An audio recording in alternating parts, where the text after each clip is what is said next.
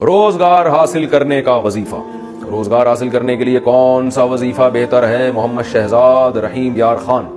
دیکھو رسول اللہ صلی اللہ علیہ وسلم نے ارشاد فرمایا کہ رات کا جب آخری حصہ ہوتا ہے تو اللہ تعالیٰ آسمان دنیا پر آتے ہیں اور 3 ندائیں لگاتے ہیں. ایک ندا حل میں مستغفرین اغفر لہ، کوئی ہے مجھ سے گناہوں کی معافی مانگنے والا جس کے میں گناہوں کو معاف کروں.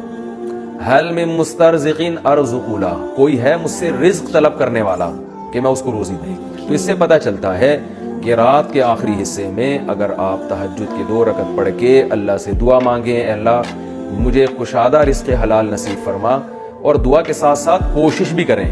ایسا نہیں کہ دعا مانگ کے پھر فجر پڑھ کے پھر لمبے سو گئے، ظہر تک پڑھے سوتے رہے، پھر ظہر کے بعد اٹھے دیکھا کہ ابھی تو ٹائم ہے تو پھر دوبارہ کھانا کھا کے سو گئے، اور پھر آپ پھر رات کو تہجد میں اٹھ کے دعا مانگ رہے ہیں مجھے اللہ کشادہ رزق حلال نصیب فرما. تو یہ دعا کے ساتھ ایک قسم کا مذاق ہے. تو محنت کرنی پڑے گی آپ کو. رزق حلال کے جو ذرائع ہیں، وسائل ہیں، وہ بھرپور طریقے سے استعمال کریں. اس کے بعد پھر رات کے آخری حصے میں اللہ سے اٹھ کے دعا مانگیں تو اللہ تعالیٰ اس وقت ندا لگاتے ہیں. اللہ سے بہت امید ہے کہ آپ کو انشاءاللہ رزق حلال ملے گا، روزگار ملے گا. اور باقی اس کے لیے اور بھی لوگ وظیفے بتاتے ہیں، تو یا رزاق پڑھ لیا کریں، اے روزی دینے والے. اس سے یا رزاق بھی ایک طرح کی دعا ہے. دن بھر چلتے پھرتے جتنا اللہ توفیق دے، یا رزاق یا رزاق، اس کا ورد کر لیا کریں.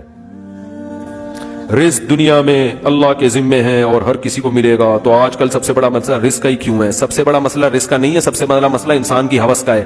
آج دنیا میں انسانی تاریخ کا بہترین رزق مل رہا ہے.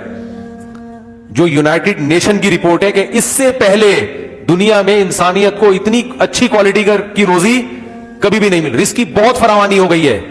آپ اپنے باپ دادا سے پوچھو، ان کو ناشتے میں کھانے میں یہ چیزیں نہیں ملتی تھی جو ہم اور آپ کو مل رہی ہیں. ہاں یہ ضرور ہے کہ کچھ علاقوں میں بہت زیادہ غربت ہے، لیکن وہ غربت بین الاقوامی جو طاقتیں ہیں نا، ان کی کرپشن کی وجہ سے ہے. ساؤتھ افریقہ میں ایک جگہ سے سونا نکلتا ہے، لیکن اسی شہر کے کنارے پہ جو رہنے والے لوگ ہیں ان کے پاس کھانے کو روٹی نہیں ہے، کیونکہ اس سونے پر اور ان جو ہیرے جواہرات نکلتے ہیں نا، ان پہ بین الاقوامی طاقتوں کا قبضہ ہے.